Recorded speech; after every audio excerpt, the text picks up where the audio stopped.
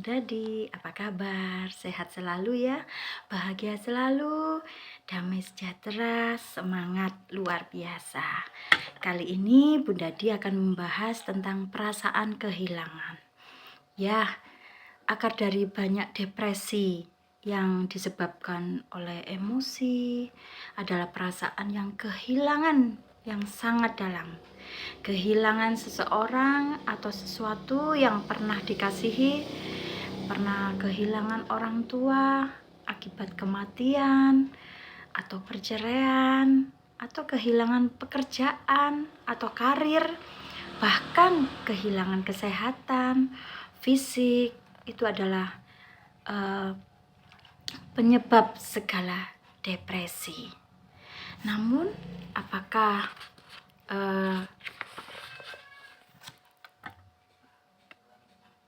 apa yang kita rasakan itu sangat berat ya? Bagi banyak remaja, kehilangan kasih sayang, perasaan tidak diinginkan dan tidak diperdulikan itu sangat membuat para remaja atau banyak manusia ini sangat merasa kehilangan, bahkan sampai depresi. Ada suatu cerita, ada seorang anak remaja yang bernama Nia.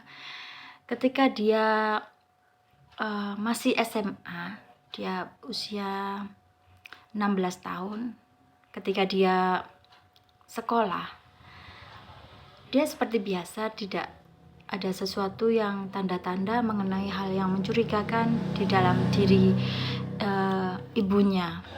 Ketika pagi, dia berpamitan kepada ibunya seperti biasa mau sekolah. Dia cium tangan ke ibunya, kemudian berpelukan dan mengatakan, "Bunda, Nia berangkat sekolah ya."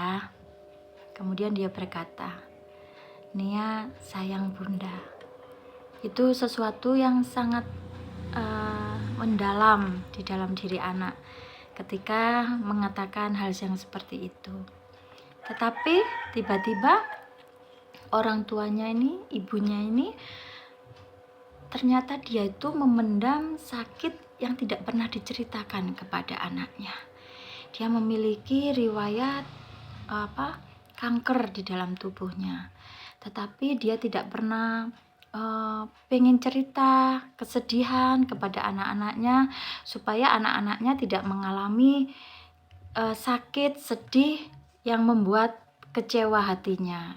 Takut anaknya memiliki perasaan untuk berpikir terus mengenai tentang ibunya. Tiba-tiba setelah anaknya pergi ke sekolah, rupanya sakit yang diderita si ibu ini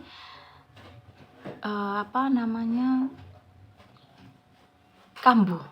Dan kemudian ketika tidak ada orang di rumahnya, dia kemudian pergi ke rumah sakit sendiri. Tetapi hal yang tidak diinginkan, kabar yang sangat mengejutkan, ibunya tidak tertolong dan meninggal di rumah sakit itu. Dan saat itu si Nia sedang sekolah dan dia berkata, dia tidak tahu ya, waktu itu kan dia belajar di sekolah, dan dia akhirnya ada kabar di rumah bahwa si Nia harus pulang lebih dulu. Dan dia bingung, emang ada apa, ngapain kok aku harus pulang dulu, seperti itu. Dan yang mengabari pun karena takut Nia mengalami hal yang tidak diinginkan, akhirnya cuma dikabari harus pulang karena ada hal yang penting yang harus dia temui gitu. Sesampainya di rumah, dia kaget sekali. Kok banyak orang? Kemudian kok ada tanda itu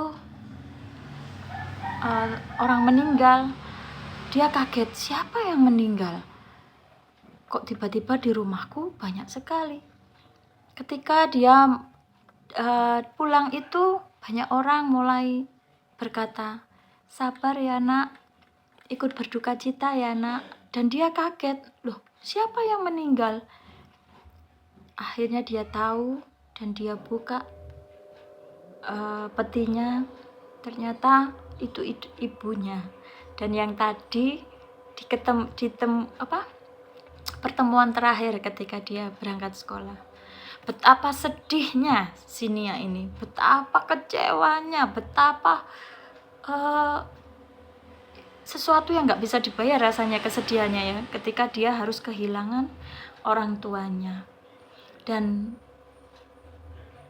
hal yang mendadak seperti ini, dia begitu tiba-tiba depresi berat karena kehilangan orang tuanya.